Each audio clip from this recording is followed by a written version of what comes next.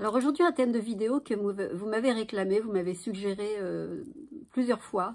Que devient le pervers narcissique quand il vieillit? Et moi, je vais aller plus loin et vous dire, est-ce que vous pensez que même quand il n'est plus de ce monde, vous allez vous retrouver en paix? Eh bien, j'avais envie de vous raconter une histoire qui ne me concerne évidemment pas personnellement, mais qui va illustrer en fait ce propos. Est-ce que le pervers narcissique, quand il n'est plus de ce monde, arrête de nuire? Voilà le thème que j'ai choisi de vous proposer aujourd'hui. Alors, je me présente, je m'appelle Laure Dupré-Lavigne, je suis consultante intuitive et auteure et j'accompagne celles et ceux qui souhaitent s'apporter davantage d'amour pour eux-mêmes, et pour cela, j'utilise Tarot de Marseille, EFT et plein d'autres choses. Alors, si vous êtes nouveau sur ma chaîne, alors je vous souhaite la bienvenue. N'hésitez pas à vous abonner. Si ça n'est pas encore fait, likez, partagez, etc. si le thème vous parle.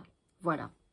Et puis, n'hésitez pas non plus à visiter mon site en ligne www.magiedelame.com. Je bafouille, je bafouille. Voilà. Alors, une petite histoire que j'avais gardée sous le coude depuis un certain temps.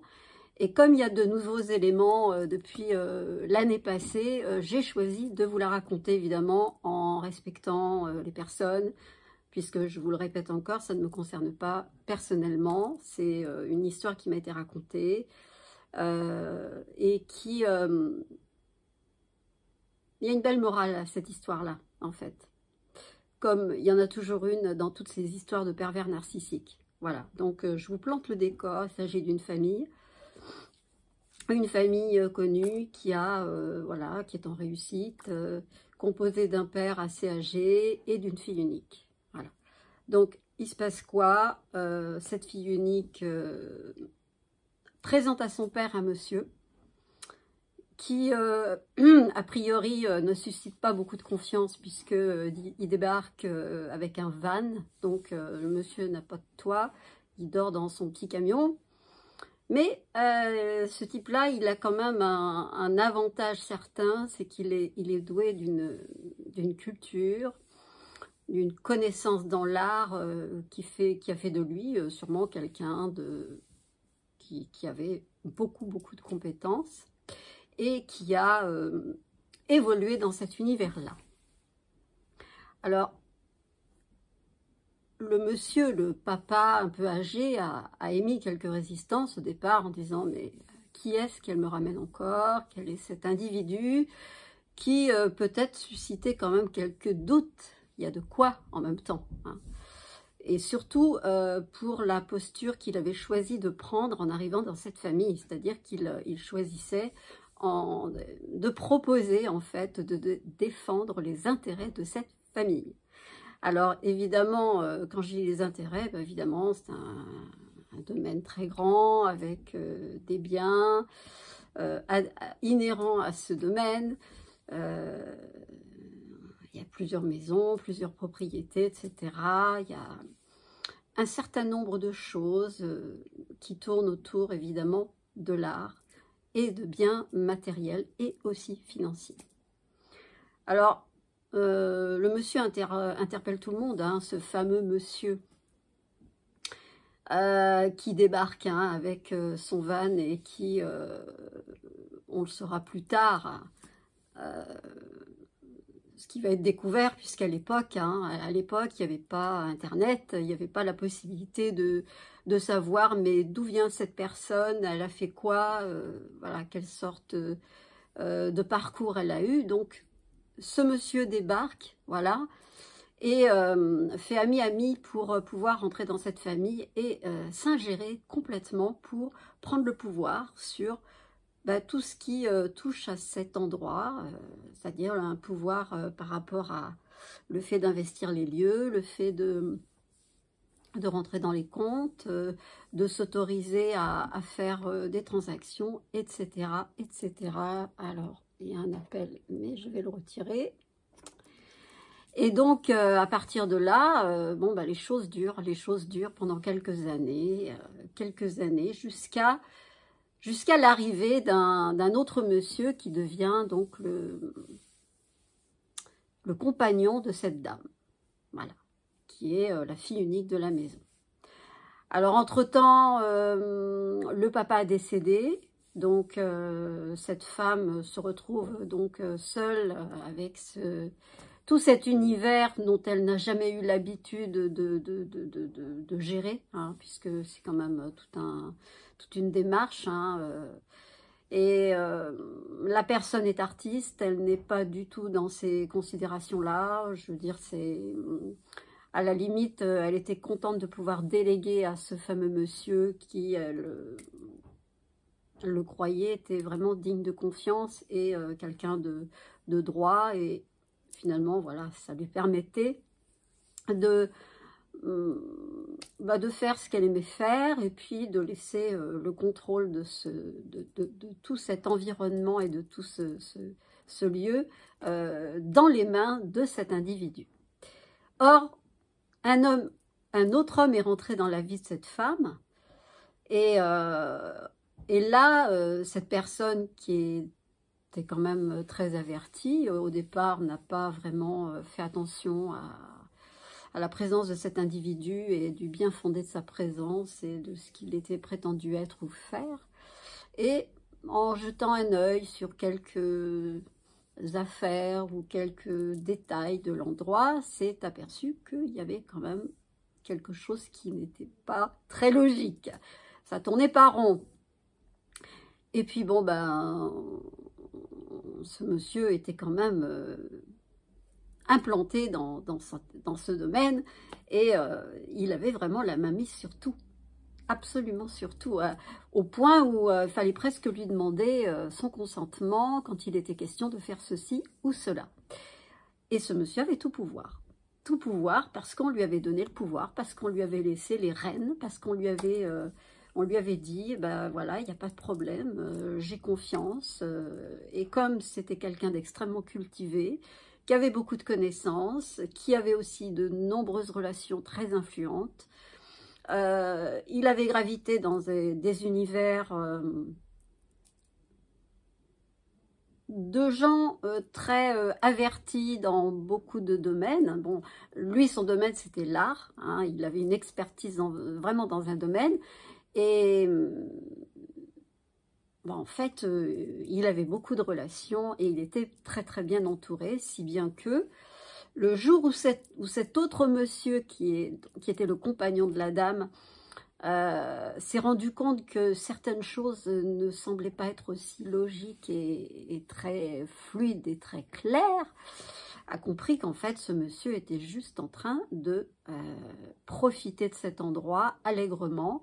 Alors quand je vous dis profiter de cet endroit, il ne s'est pas contenté d'habiter le lieu, de s'implanter, d'y séjourner, puisque il était quand même surnommé le coucou maléfique. Alors, il avait l'art et la manière, évidemment, de séduire tout l'entourage, les relations de ces personnes qui habitaient ce lieu. Donc, ce qui fait que ça lui donnait une image de quelqu'un de cultivé, d'érudit, qui connaît beaucoup de choses sur beaucoup de choses, tout sur tout, monsieur je sais tout, et surtout quelqu'un qui avait une posture de pouvoir dans ce lieu, et il suffisait juste voilà, qu'il soit en lien ou puisse communiquer pour vraiment impressionner les autres, les gens. Il les impressionnait, on sait très bien les talents de séduction et d'orateur et d'un pervers narcissique, hein. Il joue beaucoup sur le verbe et sur le fait d'accumuler énormément de connaissances. C'était le cas chez cette personne. Et le jour où, effectivement, cette nouvelle personne qui est rentrée dans la vie de la dame a vraiment compris qu'il fallait arrêter cette hémorragie, puisque depuis que ce monsieur était là, plusieurs propriétés avaient été vendues. Certaines choses avaient été vendues aussi sur un plan banque et matériel, donc c'était juste incroyable, les sommes phénoménales qui lui étaient passées par les mains et dont on ne savait pas justement la destination et le pourquoi, mais en tout cas, il était juste en train de dilapider les lieux et tout ce qui pouvait gravité autour, alors en y rajoutant aussi une certaine influence, puisque bon ben sa présence pouvait repousser aussi autant qu'elle pouvait attirer, mais il avait quand même éloigné beaucoup de personnes et il s'était arrangé pour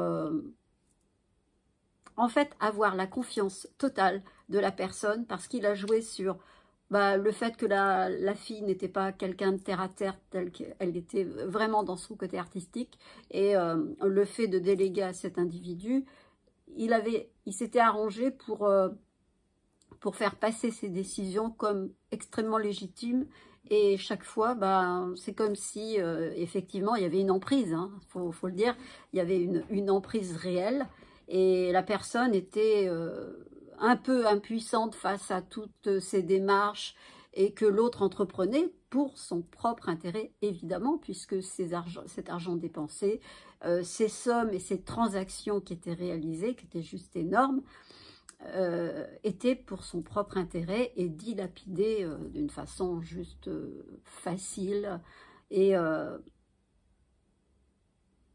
on se demande même comment il a fait pour pouvoir réaliser tout ça.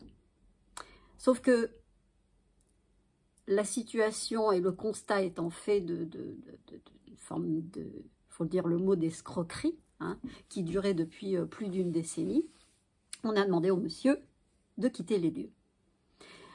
Donc, vous connaissez le côté anticipateur du pervers narcissique. Bon, la stratégie était rodée, bien sûr. Il avait trouvé une belle proie. Il avait vraiment trouvé un univers qui lui convenait, mais il savait pertinemment qu'un jour ou l'autre, l'histoire serait révélée et que la lumière serait faite sur cette malversation et tout ce qui en avait découlé. Donc on a demandé au monsieur de quitter les lieux, sauf que lui s'est arrangé pour trouver un homme de loi assez véreux qui l'a amené à... évidemment, aller dans son sens, bon, ça on peut l'imaginer, hein, très véreux, très, voilà, dans ses relations, il était bien entouré, hein, si on peut dire. Donc la personne en question lui a fait signer des documents pour qu'il puisse avoir l'usufruit d'une des propriétés qui était tout près de ce domaine et dont il pouvait profiter jusqu'à la fin de sa vie. Donc ça veut dire qu'il avait escroqué cette famille pendant des années, des décennies, et il exigeait encore, parce qu'on lui avait demandé de partir, de continuer à vivre dans cet endroit, en n'évitant pas évidemment de s'approprier une voiture, la vaisselle, les tableaux, des beaux objets d'art, des objets même, des objets qui avaient une valeur sentimentale par rapport à la propriétaire, qui, je le dis, s'est sentie totalement impuissante et elle avait peur de lui, elle avait peur.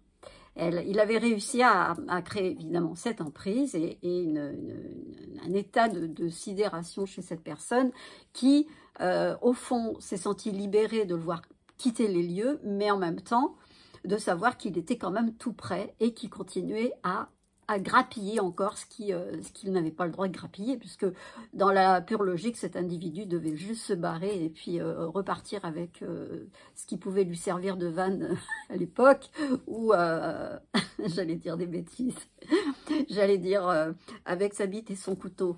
Bon, c'est un peu l'idée du gars qui a rien du tout, qui ne possédait rien, et dont les personnes ont découvert voilà, qu'il avait des casseroles, il avait escroqué, il n'en était pas au premier coup, mais là c'était le coup de maître hein, quand même. Hein. Là il avait vraiment choisi un endroit, tout un contexte qui était vraiment très...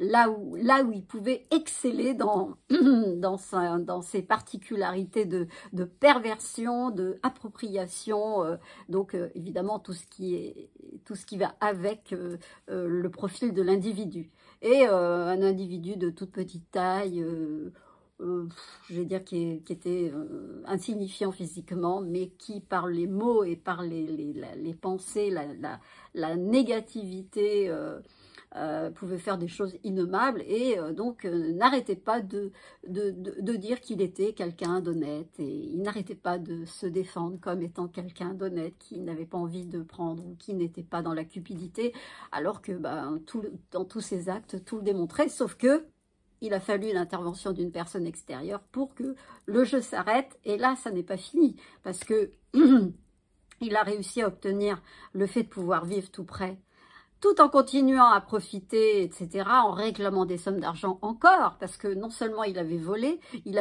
impunément pendant des années, et là il continuait encore à s'arroger le droit de réclamer des choses, parce qu'il s'estimait avoir fait beaucoup de choses pour cette famille, et que, enfin, on peut imaginer l'excès et le côté paroxystique, je ne sais pas comment on dit, de la situation.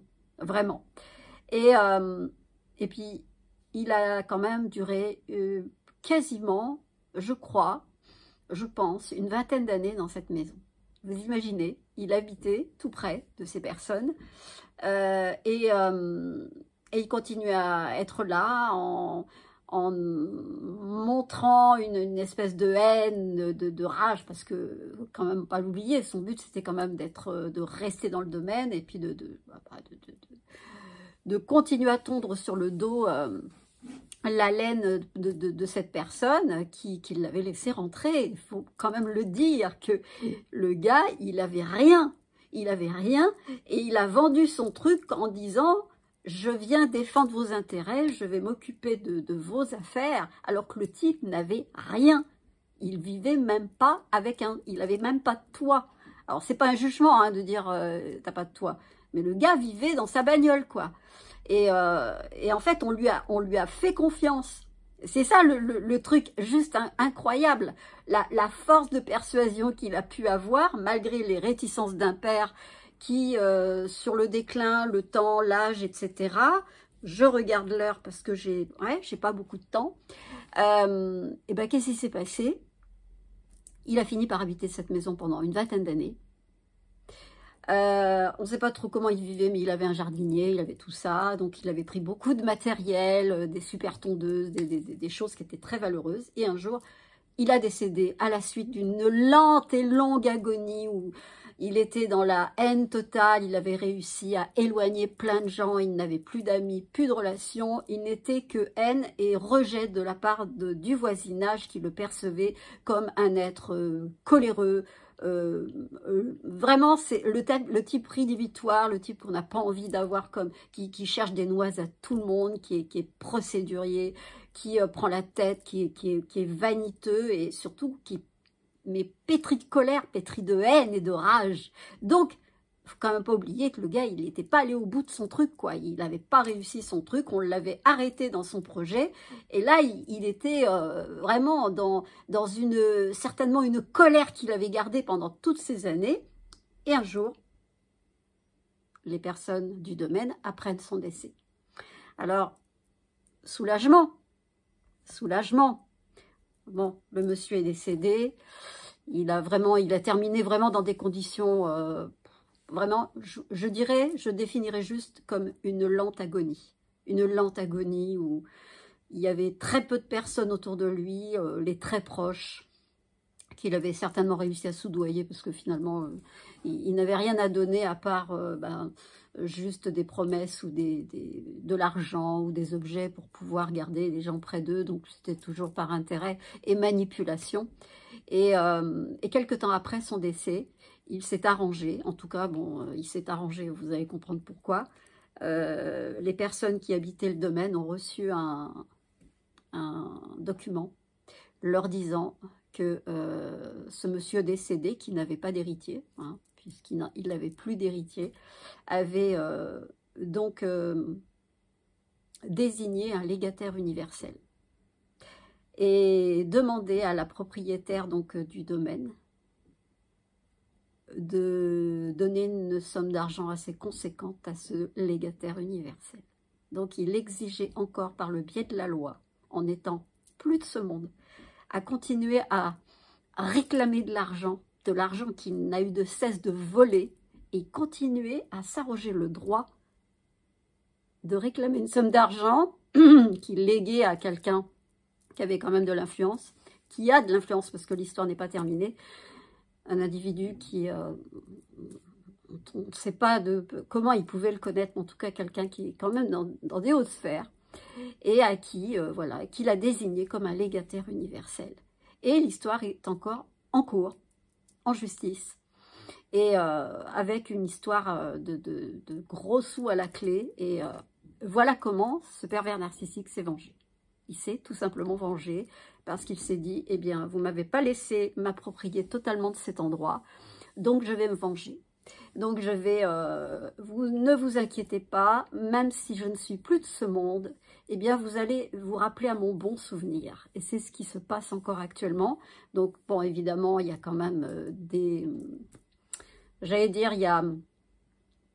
il existe quand même des procédures, des approches pour contourner la chose et pour repousser, etc. Mais n'empêche que, voilà comment il s'y est pris, voilà comment un individu, un pervers narcissique, mais vraiment de haut vol, a réussi à mettre vraiment à plat une famille et même voire même la mettre en situation financière très basse, puisqu'il avait vraiment réussi à éliminer tout ce qu'il y avait à éliminer, vider les comptes, vendre les propriétés qu'il y a autour. Et le gars, il a fait ça pendant des années et on lui a laissé la porte ouverte. On lui a donné carte blanche, toutes les cartes possibles pour qu'il puisse agir.